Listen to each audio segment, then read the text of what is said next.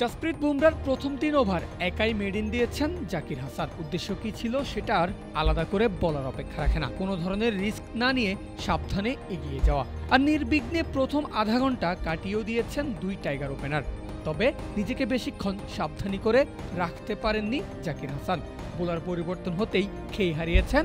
আকাশদ্বীপের outside অফের ডেলিভারিতে catch তুলে দিয়েছেন থার্ড স্লিপে। তবে সেখানে থাকা ফিল্ডার ইয়াশাসবি জয়সওয়াল ঠিকমতো ক্যাচ তুলতে পেরেছেন কিনা সেটা নিয়ে মাঠের আম্পায়ারদের ছিল যথেষ্ট সন্দেহ। ফলে সঠিক সিদ্ধান্তের দায়িত্ব পড়ে টিভি আম্পায়ারের কাঁধে।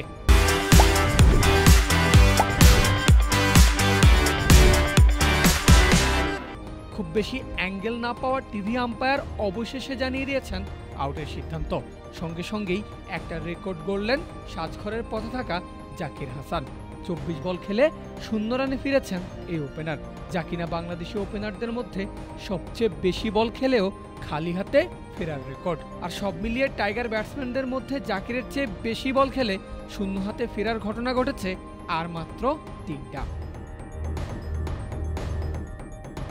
যাই হোক, 26 রানে প্রথম উইকেট হারিয়েছে বাংলাদেশ, আর সেখান থেকে দ্বিতীয় উইকেটের জন্য স্কোরবোর্ডে যোগ হয়েছে মাত্র 3 রান। আবারও আকাশদ্বীপ, এবারের শিকার সাদমান ইসলাম। বল সাদমানকে পরাস্ত করে প্যাডে হিট করতেই জোরালো আবেদন ভারতীয় ফিল্ডারদের।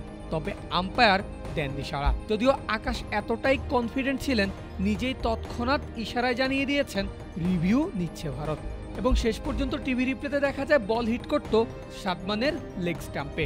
অর্থাৎ রিভিউ তো ভারত জিতেছেই, সেই সঙ্গে একটা উইকেটও তুলে নিয়েছেন আকাশদ্বীপ। 3 রানের ব্যবধানে 2 ওপেনারকে হারালো বাংলাদেশ।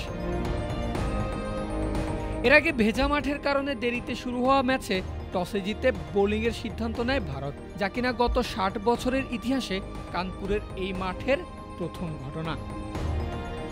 পারভেজ আল হাসান, ক্রিক ফ্রেন্জি।